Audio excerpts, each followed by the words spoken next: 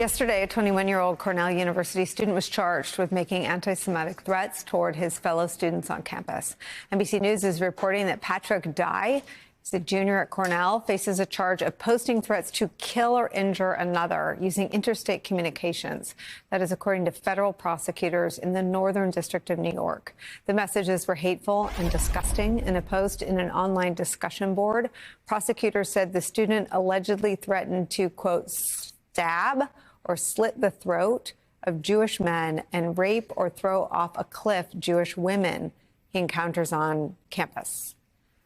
Tragically, these threats are not isolated, right? Students across the country are reporting being the targets of Islamophobic and anti-Semitic rhetoric day after day. The Council on American Islamic Relations said that it has received 774 requests for help and reports of bias incidents from Muslim students in a 2-week span. One staffer noting this, quote, "I've only ever seen that twice in my career, right after 9/11 and after that announcement by Trump of his plan to ban Muslims from the country." Joining us at the table, Columbia University student Yoni Kurtz, who we heard earlier this week speak out against the bigotry he's seeing on his campus. Today, Columbia did announce the creation of a task force on anti-Semitism. And we played your sound earlier in the week because it stood out to us in all the rancor and all the hate as a beacon for doing something for everyone, and this sort of idea that until everyone's safe, no one's safe. Tell me what's going on.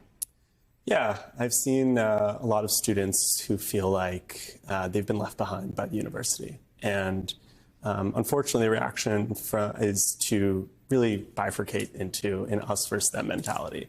And to me, really the problem of taking a geopolitical issue and using that to fuel hate and violence on campus is a general one, as much as it's a particular one.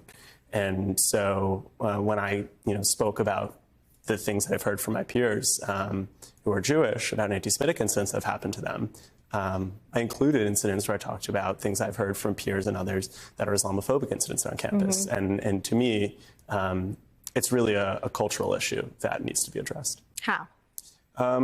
If it was up to me, which I'm not an educator, I'm a student, but I would love if the university, Columbia is very famous for having their core curriculum. There's mandated classes for students. If there was a mandated class where students came together across diverse backgrounds and talked about their identities, their lives, their aspirations, and really gave students an opportunity to humanize each other. Because, when you know someone on a personal level, you're far less likely to react to this sort of external trigger of international conflict by hating someone. What's going on campus? Campus is very tense right now. It's very unpleasant. There's sort of a feeling, and there has been for the last 3 weeks, that something might happen. And I think students have seen, what's happened at Cornell, what's happened other places. And there's a fear that things could escalate to that point. Thankfully, it hasn't at Columbia so far to that extent, but it's been very tense. And again, there have been incidents that we feel if Columbia University's administration just doesn't take real action, there's a fear it could escalate. When you say something will happen, what do you mean? I don't know. I'd like to not imagine, and I never imagined that what happened at Cornell or Cooper Union or Tulane would happen. I've always been one to tell people I feel safe on campus as a proud Jew. And to a certain extent, I personally still do. But there are many students who don't, and that's a problem. Where do you think, I live not far from your campus, and I see the signs of the innocent babies and children that are being held hostage by the Hamas terrorists, shredded and torn down in my neighborhood. Where do you think that hatred for the victims of a terrorist attack comes from? As I said, I think it comes from people who don't know others who are different from them on a personal level. Hate comes from a really dark place, but it can be countered with light, with getting to know someone who's different from you and maybe vehemently disagrees with you. But you just can't can't react with hate. You can't react with violence. I imagine you studied the Holocaust, right? And some of why that's taught, I think, is to elicit the reaction from young people. How did this happen? And make sure it never happens again. Did you think you'd be doing press conferences and on TV talking about anti-Semitism on campus? I never thought I would. I'm really not one for fear-mongering. I'm really not one for hyperbole. Actually, in the past, I've had family members and relatives ask me, Columbia has this reputation for being anti-Semitic. Is that true? And time again, I say no. And I'd like to believe that will continue. But I never thought I'd be here, no. Do you see anyone saying anti-Semitic things that you knew before October 7th and are surprised by? That I knew personally? Mm-hmm.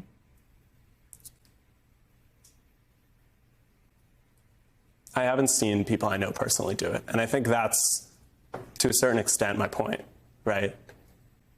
You can make incredibly powerful political claims without being anti-Semitic. And people who I know and have gotten the opportunity to know are doing that. And sometimes I agree with them and sometimes I disagree with them.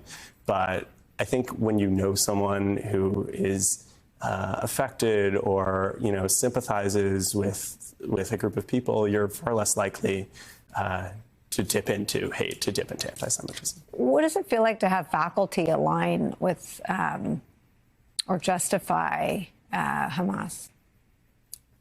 That's really scary. It's upsetting, for sure.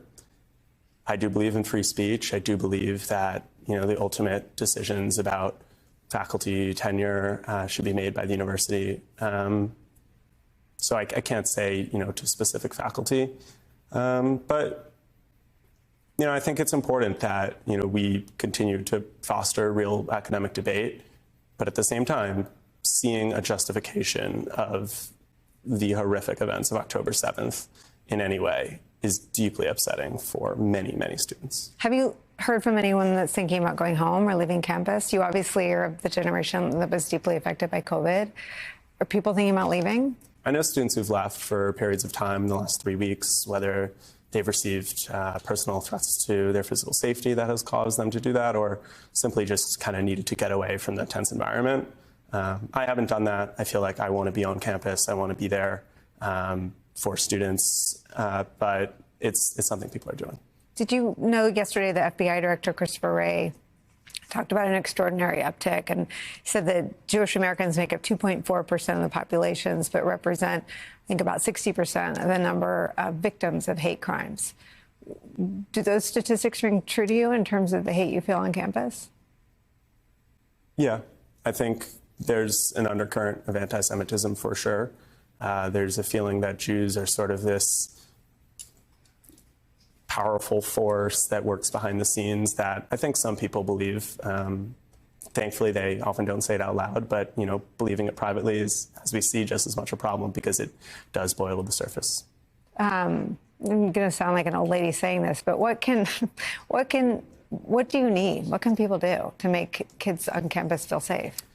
So one thing I'll say about college campus that we've seen is that while we really appreciate people who are not involved in campus, caring about this issue, really, I think the stakeholders on campus need to take initiative, and that's the administration, as I've said, and it's also students themselves. To me, when people who are not intimately involved and are not students or faculty or administration at a university get involved, often they don't see the full picture, and so sometimes, even with good intentions, things can go awry. But I do think it's on us and it's on the administration. I saw your statements earlier. We played them. I really admire your leadership on this. I imagine it is a little jarring, and I invite you to come back. And we're very interested in not making it worse. That's why I asked that question, but in hearing how you're doing. And so please use your platform to come back as often as you want.